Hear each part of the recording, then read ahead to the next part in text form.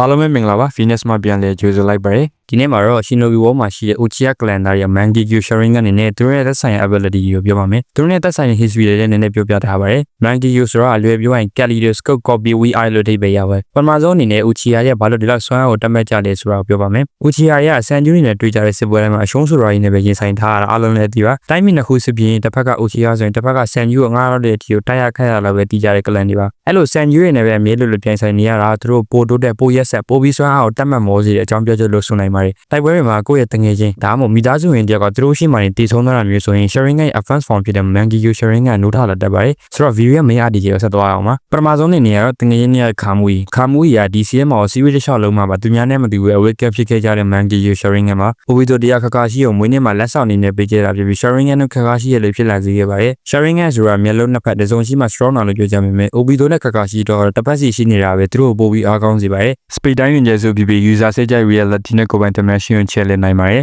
damage ဘုံမဟုတ်ပဲတိုက်ပွဲမှာအကာအကွယ်နေတဲ့ခန္ဓာကိုယ် dimension နဲ့မှာပတ်ထားဖို့လောက်ပဲအသုံးပြုကြပါတယ်တနေရာနဲ့တနေရာကို teleport ဝတ်တော့လည်းအသုံးချနိုင်ပါတယ် teleport ရဲ့အခါမှာလည်းကိုယ်တိုင်နဲ့မဟုတ်ပဲကိုယ်စိတ်ပါတဲ့ enemy ကိုလည်းခေါ်သွားလို့ရပါတယ် enemy ကို dimension နဲ့ခေါ်သွားတယ်ဆွဲဆုပ်တာမျိုးတွေလုပ်နိုင်ပါတယ် Obito နဲ့ခါရှိဆိုရင်လည်း dimension နဲ့မှာပေါင်းချဆုပ်ခဲ့ပူပါတယ် Obito ကခါရှိရောမှာရှိတယ်ဆိုရင်နှစ်ရလုံးရဲ့အသုံးချပုံနဲ့အချို့ validity တွေမှာလည်းအနေငယ်ကွဲကြမှုရှိပါတယ် Obito ရဲ့ validity ရော short range နဲ့ကိုယ်တိုင်ပေါ်မှာသုံးမြပြီးခန္ဓာကိုယ်ကိုယ်ပိုင် dimension နဲ့မှာပို့ထားလိုက်တဲ့အချိန်တွေဆိုရင် enemy ကသူ့ကိုထိလို့မရ damage ပေးလို့မရပါဘူးကိုယ်ပိုင် dimension ဆိုရင်လည်း9မိနစ်ပဲကြာနေနိုင်ပါတယ်အားနဲ့ကြအနေနဲ့သူကိုယ်တိုင်နဲ့ပြန်ချလို့မရပါဘူး enemy ကိုထိုးဖို့ကံမှုဆိုရင်ကိုသုံးမဲ့အစိပ်ပိုင်း dimension နဲ့ထုတ်ထားမှာဖြစ်ပြီး intangible ဖြစ်စေတဲ့ ability ရောခဏတာဆုံးရှုံးမှာပါဒီတက်ကိုချင်းပြီး Naruto နဲ့ခါရှိက dimension နဲ့လိုက်ချလို့ Obito ရဲ့အတော်လေးခံရတာကြည်ဘူးတဲ့လူတိုင်းသိမှာပါ dimension မှာအချိန်လည်းမရှိ reality ကိုလုံးဝဆန့်ကျင်နိုင်တဲ့ user လူကြတင်မလားရှင်းမလားချဲလဲနိုင်ပါတယ်ဒါကတော့ user တယောက်တည်းပဲစိတ်ကြိုက်ပြောင်းလဲနိုင်တာပါခါရှိရတော့အလွယ်ပြောရင် long range ဖြစ်ပြီး dimension နဲ့ enemy တွေကိုပဲနေရာတစ်ခုကနေတတ်မှတ်ထားတဲ့နေရာတစ်ခုကိုရွှေ့ပြနိုင်ပို့ပြနိုင်ပါတယ်တတ်မှတ်ထားတဲ့ target တစ်ခုကိုခါမူရဲ့ ability တက်ဆွဲယူလိုက်မှဖြစ်ပြီးတတ်မှတ်ထားတဲ့နေရာ speed တိုင်းလုပ်ပြနိုင်ပါတယ်အဲ့ဒီနဲ့ပဲဒီ direct လက်ကိုဖြစ်ပြနိုင်တာပါခါမူရဲ့ voice dimension ကိုလည်းပို့ပြနိုင်ပါတယ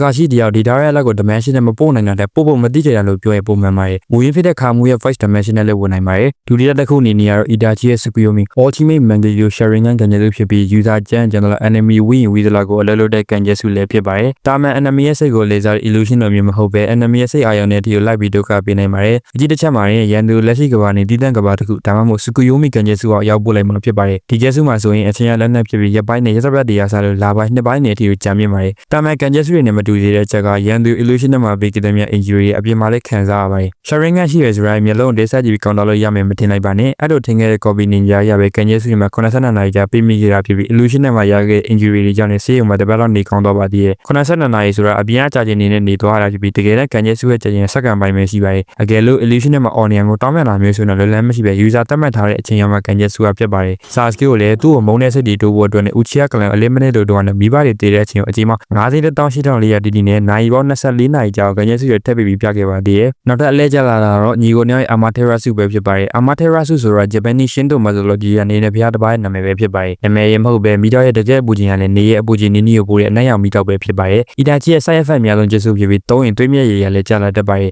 user ကသူလိုချင်တဲ့ target ကိုသုံးနေတာနဲ့မီးရလည်းဆက်မပြတ်လောင်နေမှာဖြစ်ပြီးရှောင်းလာတဲ့ခုခံလိုက်တာပို့ပြီးအနေရရွှတ်ချရရောက်ပါတယ်မီးရလည်းဆက်မပြတ်လောင်နေမှာဖြစ်ပြီးသုံးငံနဲ့ user ဒီမှာငိမ့်မဲ့မဟူရမိတော့တွေလည်းဖြစ်ပါတယ်ဘလောက်ပဲလောက်ကျွမ်းစီပါတယ်ဒီပြော user target enemy ကိုလွယ်နှမျိုးစရာကြီးဖြစ်တတ်မှာပါဒါမဲ့ user တွေရတဲ့ချပင်နေမှုပဲ Itachi နဲ့ Sasuke လို့ခေါ်နေမလို့ကျေးဇူးကလိုလက်ထက်ကို overpower ဖြစ်တဲ့ပြီးတော့မှ DCM မှာလည်းတော်တော်လေးမှ overrated ဖြစ်တဲ့ Mangekyo ability လည်းဖြစ်ပါတယ် Sasuke ဆိုရင်ကျေးဇူး Itachi လိုမျိုးသုံးတာမျိုးပဲသူ့ရဲ့ Kusanagi ဓာတ်နဲ့လည်းတစ်ခါလေးတွဲသုံးတတ်ပါတယ်မြားလို့ပုံစံမျိုးလက်စုစားနဲ့တွဲသုံးခဲ့တဲ့ပြီးတော့မှ Naruto ရဲ့ Rasengan နဲ့လည်းတွဲသုံးမှုပါတယ် Amaterasu တခုတည်းမဟုတ်ပဲ Sasuke ရဲ့ Kakusuchi ကြောင့်လည်းမြေလက်နက်တွေကျေးဇူးရဲ့ပြီးမှ Susanoo နဲ့တွဲသုံးနိုင်တဲ့မြားတွေရောင် Sasuke ability ကစွမ်းဆောင်ပေးပါတယ် Itachi တယောက်ကျေးဇူး Tsukuyomi နဲ့တွဲသုံးမယ်ဆိုရင် enemy ကိုလည်းမလွတ်နိုင်သလို Chakra ကုန်တာလည်းတက်တာစေနိုင်ပါလိမ့်မယ်ဒါပေမဲ့သူချီရတဲ့ညီငယ်လေးပေါ်မှာအဲ့လောက်ထိလုံးမသွားလားယောဂကြောင့်မလွတ်နိုင်တာလားဆိုတာမေးခွန်းထုတ်စရာပါ Amaterasu ဆိုတာကျေးဇူးတက်မဟုတ်ပဲ user ရဲ့ advance လုံးနိုင်စွမ်းနဲ့ enemy ရဲ့ကြောက်ရွံ့မှုတွေအနိုင်ရမိတော့ဖြစ်ပုံပေါ်ထားတာဖြစ်ပြီး Mangekyo Sharingan ဆိုတာဂျိုနေလားဆိုပြီးမေးရတော့တဲ့အထိကိုအထားလေးကျကျန်းနေကျန်းနေကျေးဇူးပဲဖြစ်ပါတယ် Itachi နဲ့ညီကိုလိုဆက်ဆံရေးရှိခဲ့တဲ့ Shizu ရဲ့ကိုတိုအာမာစုကာမီအကြောင်းလည်းမေးထားလို့မရပါဘူး Tsukuyomi လိုမျိုးမဟုတ်ပဲ user ရဲ့ဆန္ဒနဲ့အတွေးစိတ်ကူတွေပြန်ပြေးရေးလိုက်တဲ့သဘောပါ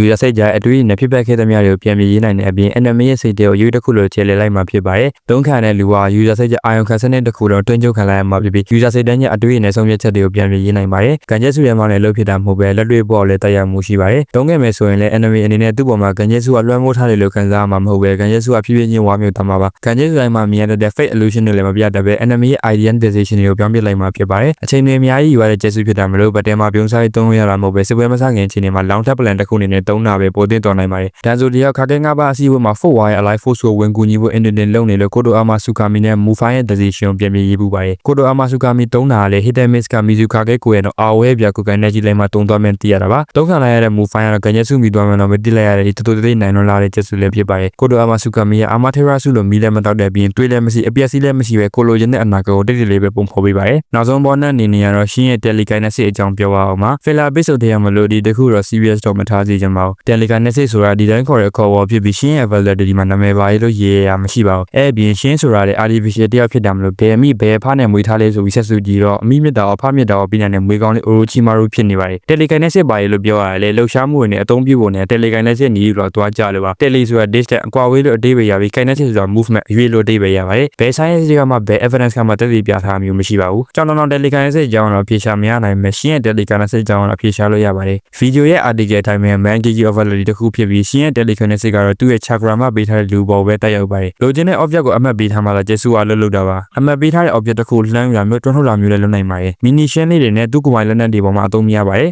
ရှင်းရဲ့ telekinesis validity ရဲ့ chakra base ဖြစ်ပြီး pain ရဲ့ develop လို့မျိုးတဲ့ gravity ကို manipulate လုပ်တာမဟုတ်တဲ့အပြင် law of physics နဲ့လုံးဝမသက်ဆိုင်ပါဘူးဒီ video လေးကတော့ Shinobi မှာရှိတဲ့ Uchiha calendar ရဲ့ Mangekyo validity အကြောင်းပဲဖြစ်ပါတယ်ဒီ video လေးကတော့လောက်ပါပဲဆုံးအောင် TV ရဲ့တယောက်ချင်းလေးလည်းကျေးဇူးအများကြီးတင်ပါတယ်